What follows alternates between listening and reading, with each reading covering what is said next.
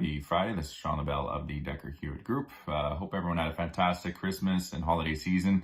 Welcome to 2022. Of course, the markets are starting off a little bit softer this year. It's only probably natural to see that given the very strong showing that we did see in the last couple of weeks of December. That Santa Claus rally was very much in full effect. Anyways, so this week's Market Watch Weekly is going to be a little bit longer. It's our 2022 Outlook piece. So what this means is that it just runs through 5 key themes that we saw in 2021 and what those implications are for 2022. So very briefly, of course, at the heart of it all was GDP. We did see record GDP, or at least, the highest GDP levels that we've seen in several decades.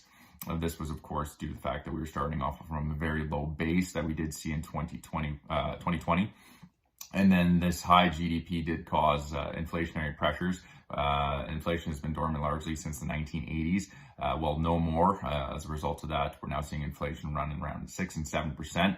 This, of course, is above the Fed's 2% average inflation goal. So naturally now one of the other themes that has arisen is Fed tapering. We're going to see that wind down now in March of this year.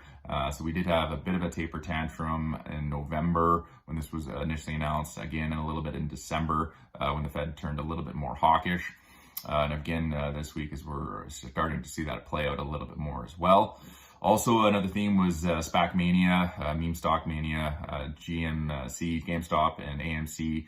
Those drove markets sort of in sort of a volatile direction for a brief period back in February or March of last year. We do expect, just due to the tapering process, that cheap liquidity will be winding down. Those sort of market instances are going to moderate a little bit more. And then, of course, the heart of it all was also fundamentals, that being earnings power. It was a very strong year for earnings. It was a record year for earnings. We expect that momentum to continue into 2022, albeit at a slower pace. Earnings has been on a very strong tear the last 3 years. Obviously, if you take out a little bit of the 2020 period, it's only natural for that trend to moderate a little bit. So we expect it to be a good year for fundamentals, but do expect a little bit more market volatility. It's also worth pointing out that 2021 was a very boring year in terms of volatility. We didn't get a 5% pullback in the TSX. We had one, you could argue 2 probably in the SP 500, but very briefly.